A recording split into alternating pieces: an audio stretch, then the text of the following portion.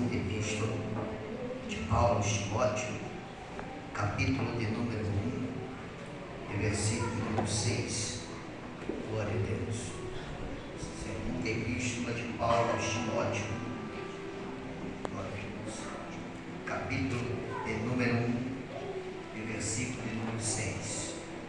Quero louvar a Deus por essa oportunidade, mais uma vez, de estarmos aqui para falar do amor do Senhor Jesus. Louvar a Deus pela vida de todo o ministério, louvar a Deus pela vida do nosso pastor presidente, que ele nos confirmou essa oportunidade, amém?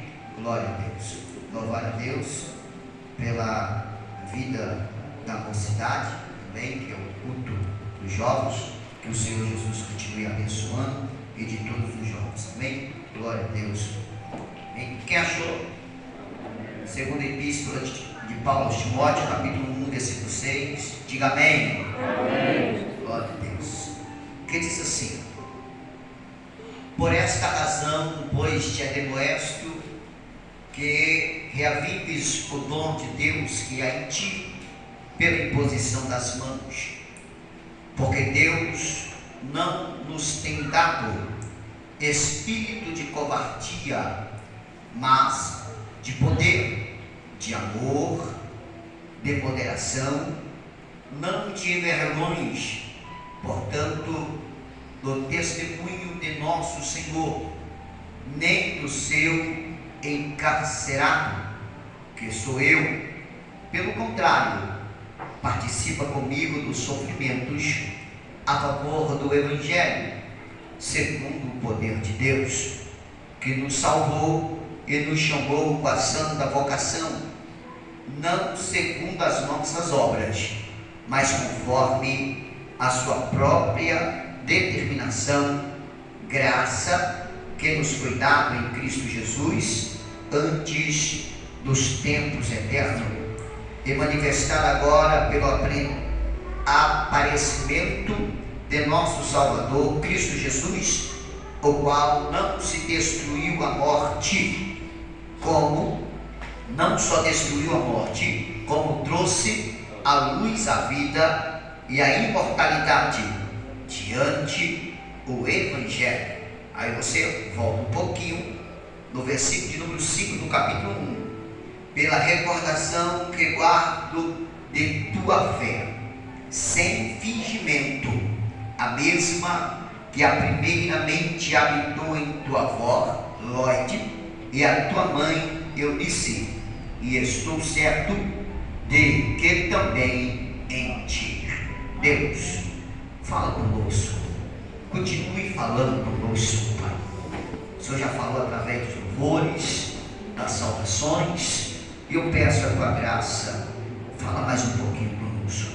Amém. Podeis assentar, em nome do Senhor Jesus. Glória a Deus. Queridos amados irmãos, talvez você pode me perguntar que texto é esse que o pastor Lucas escolhera para falar no culto de jovens. Pois a carta de Timóteo é uma das cartas pastoral a qual o apóstolo Paulo escreve aconselhando Timóteo ao ministério que está lhe confiado, que é pastorear a igreja de Deus.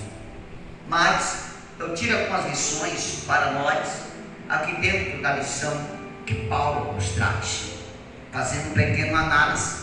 Cronologicamente, 2 Timóteo é uma das 3 epístolas pastorais, respirada uma atmosfera diferente das primeiras que Paulo escreve.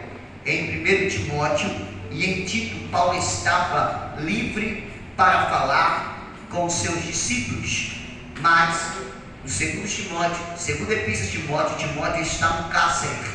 Então ele começa a estar um pouco restringido de falar diretamente com os seus discípulos. Então ele começa a escrever carta, e dentro dessas cartas ele chama com atenção alguns pontos para nós. E dentro do versículo 1 do capítulo 1, versículo 6, ele fala: por esta razão te admoesto, ou chama atenção, ou ensino, que reavives o dom de Deus que há em ti pela imposição das minhas mãos. Nós estamos vivendo uma época que a manifestação dos dons do Espírito Santo de Deus tem se apagado no nosso meio. Por quê, pastor? Tem se apagado em nosso meio. Muitas vezes é por falta de nós mesmos procurarmos e buscarmos os dons de Deus e a manifestação do Senhor. Mas algo que me chama a atenção também, que Paulo fala aqui no versículo 6, que esse dom, ele não vem de qualquer forma e não se manifesta de qualquer forma. Esse dom é posto por Deus, mas também por imposição das mãos. O que eu quero dizer com isso?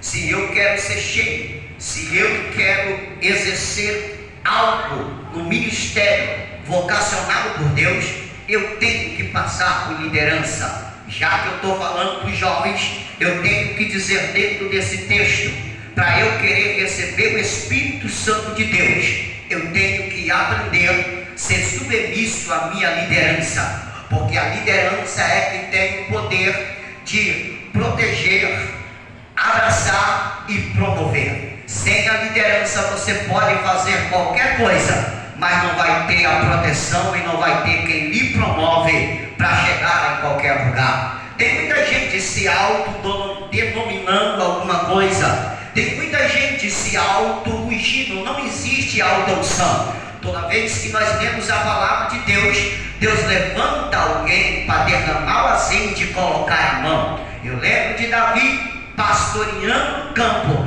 Deus vira para Samuel e fala: enche o chifre de azeite. Ele vai até a casa de Jessé, que dentre dos seus filhos escolhi uma rei. Ou seja, Deus levanta um profeta para ungir uma rei. Ninguém se proclama rei. Todo aquele que se proclamou a rei sem a unção de Deus teve um final drástico. Eu vou apontar só um. Absalão tenta ou rouba o trono do seu pai, mas o ministério dele foi curto, teve que morrer e morreu, porque ele pegou o que não era dele. Mas Davi não. Davi sofreu tanta perseguição, mesmo ele com unção, um rei perseguindo ele, ele não teve por usurpação querer tomar o trono de Saul. Ele esperou o tempo de Deus.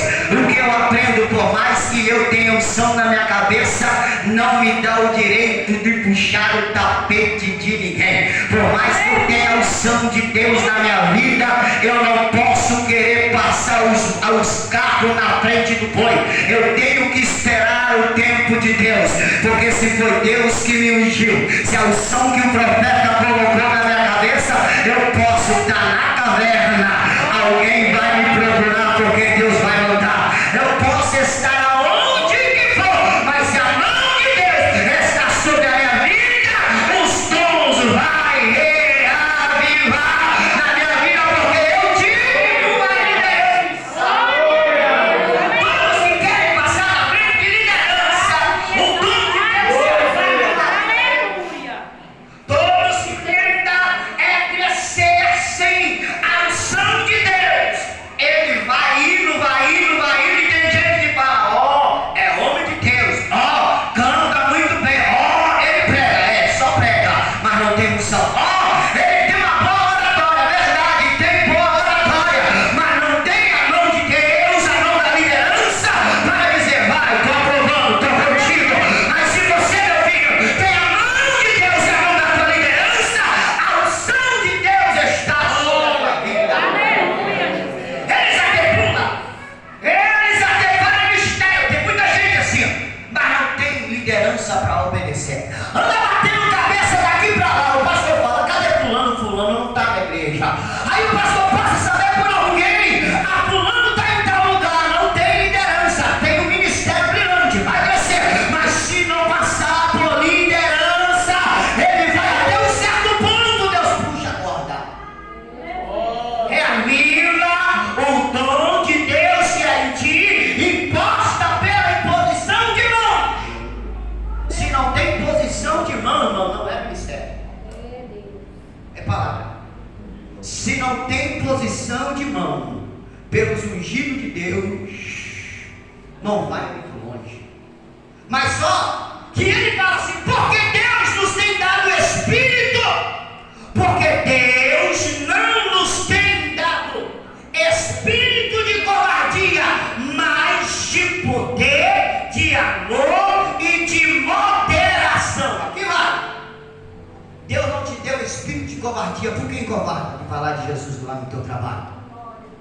Deus não deu espírito de covardia porque quer andar com pessoas que não têm nada a ver com o teu ciclo de evangelho. Aleluia. Pastor, não está querendo dizer para mim que eu não posso ter amizade com quem não é crente? Não estou querendo dizer que você não pode ter. Você pode ter, mas você não pode andar em lugares que eles andam.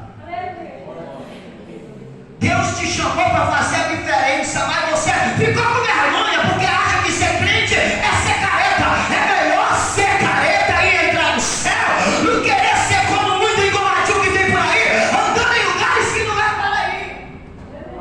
Se envergonha do evangelho que o Senhor Deus entregou nas tuas mãos. Eu não ando como o mundo anda, eu não falo como o mundo fala, eu ando como Cristo quer que eu viva. Os jovens cristãos, eu sou jovem também, o jovem cristão não se veste em como o mundo se veste, não fala o linguajar do mundo, mas fala, anda como a Bíblia fala.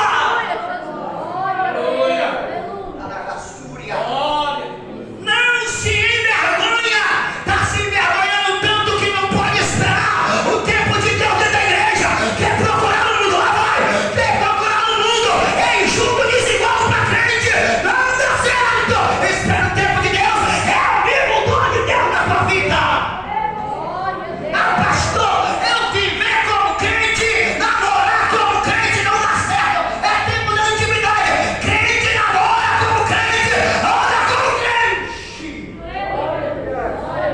Se ele mentiu para a mãe, se ela mentiu para o pai, quem te garante que depois de casado também não vai mentir para você? Aleluia! Não envergonhe do evangelho.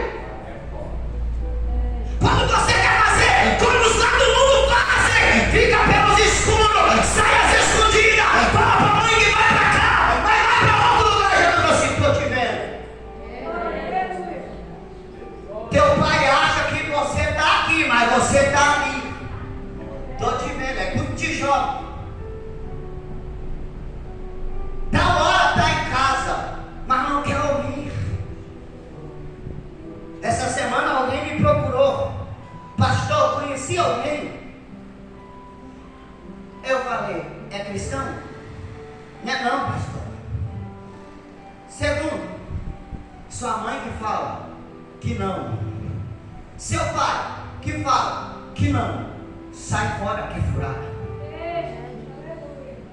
Eu posso até falar alguma coisa para você, como teu pastor, é julgo desigual, não dá certo. Mas se você não tiver a bênção do teu pai, se você não tiver a bênção da tua mãe, recua um pouquinho. Ouve a voz daquele que criou você, que está cuidando de você. Ouve a voz da tua. Pastor, isso é antiquado, meus amigos do mundo não, mas se você não é do mundo, você é de Deus. É vergonhoso, pastor, eu ficar donzela, eu ser donzela, mas para Deus é honra, é prazer na tua vida. Você é cristão, você é embaixador de Deus, você é embaixatriz de Deus, você se comporta como lá é, você não se comporta como a Babilônia. Eu não falo como a Babilônia, eu não ando como a Babilônia, eu posso estar vivendo na Babilônia, mas eu não pertenço à Babilônia, eu sou de Jerusalém. Tem se envergonhado. Ah, eu quero receber o Espírito Santo, eu quero ser cheio do poder de Deus.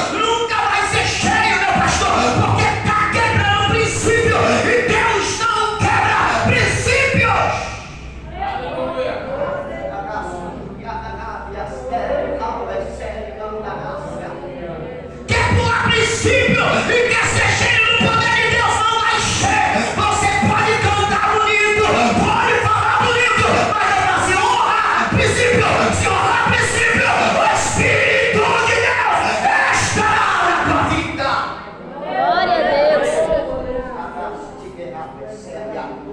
Olha aqui o versículo número 5, por que eu li? Porque Paulo dá referência a pastor Saulo, pela recordação que guardo de tua fé, sem fingimento. Fé sem fingimento. Não adianta vir com fingimento que Deus mostra. Fé sem fingimento.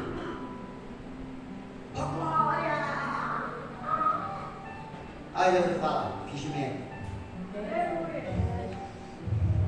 Aleluia! Para, vai ficar rouca, fingimento. Pastor, como é que eu mostro que não é fingimento? É que você mostra que você é aqui dentro, você mostra que é lá fora. Glória a Deus. Pastor, como eu mostro que não é fingimento? Eu mostro que eu sou aqui dentro, mas eu mostro na conversa do WhatsApp.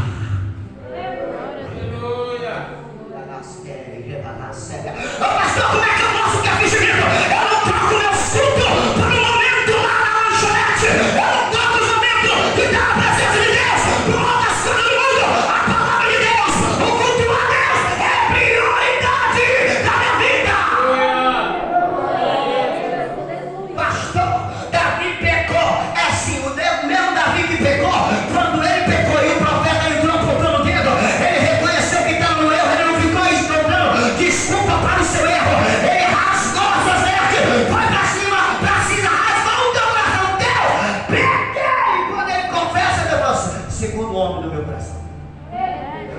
É o homem segundo o meu coração, o coração sincero, não é fingido. Quando eu sou sincero, e Deus fala assim, ó, a fé não é fingida. A mesma que a primeiramente habitou em tua avó Lote, é a tua mãe Eunice. É vergonhoso falar, o pai e a mãe é uma bênção, mas o filho.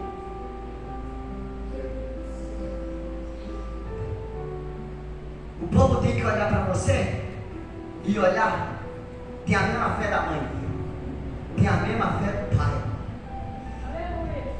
Honra o teu pai e tua mãe para que.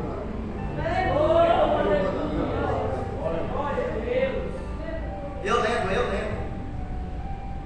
Quando eu saí de casa pela primeira vez, querendo trabalhar, eu só falei para pai, pai, eu vou trabalhar. Meu pai não. Sempre foi também, porque eu não estou te expulsando, cara. A desculpa que era para trabalhar, mas era por causa de uma namorada que tinha deixado na Bahia. Saí de casa sem pedir bênção. E ele parou na porta. Naquela época eu não entendi. Já vai, meu filho? Vou. Vai com Deus. Só falou assim. Lembra? Casa dos outros não é casa de pai. Fui embora. Os anos passou. Arranjei família. Trabalhava. E não vi o que eu fazia. Cheguei um belo dia, eu voltei para o Espírito Santo.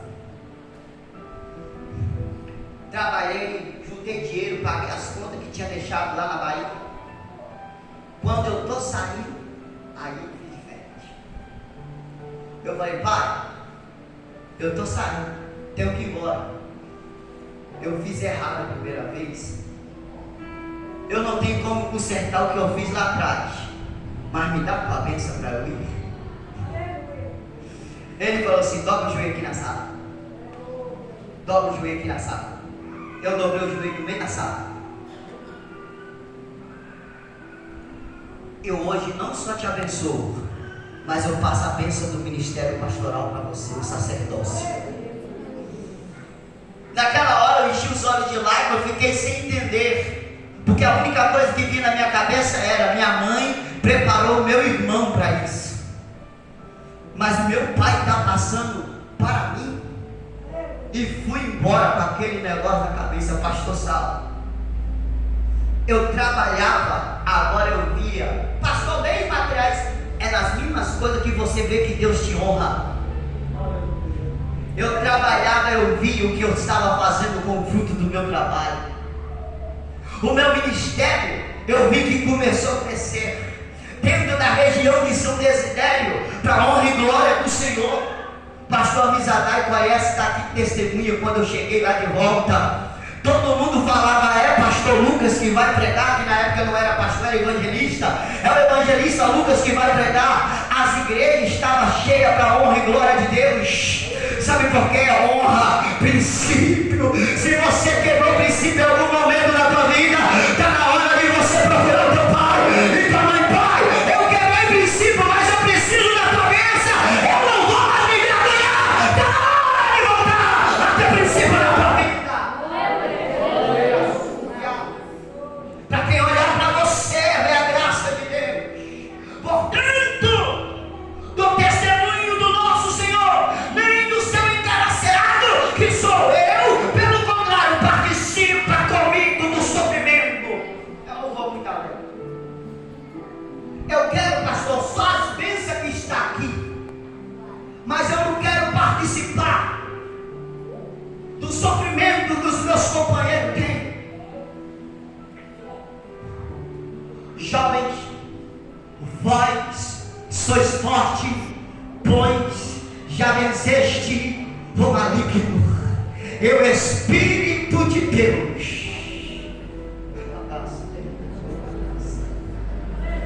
você não precisa ter uma unção de pastor para evangelizar. Você não precisa de ter unção separada para se liderar alguém. Você pode começar a ser um líder influenciando o outro. É ensaio, vamos embora. É culto de jovem, vamos embora. Tem evangelismo da praça do ministério de evangelismo, vamos embora. Aonde você está, você pode influenciar alguém. E Deus vai olhar na tua vida que você foi chamado para um ministério.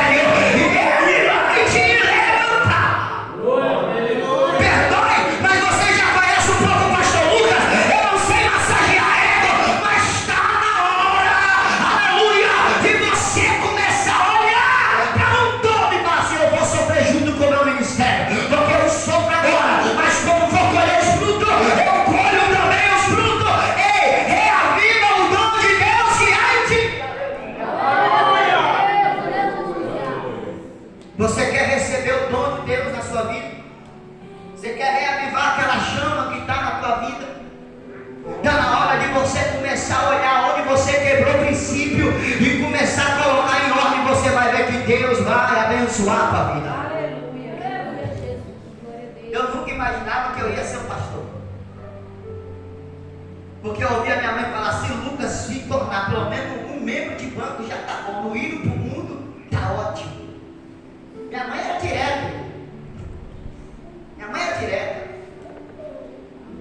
Aí eu comecei a servir a obra.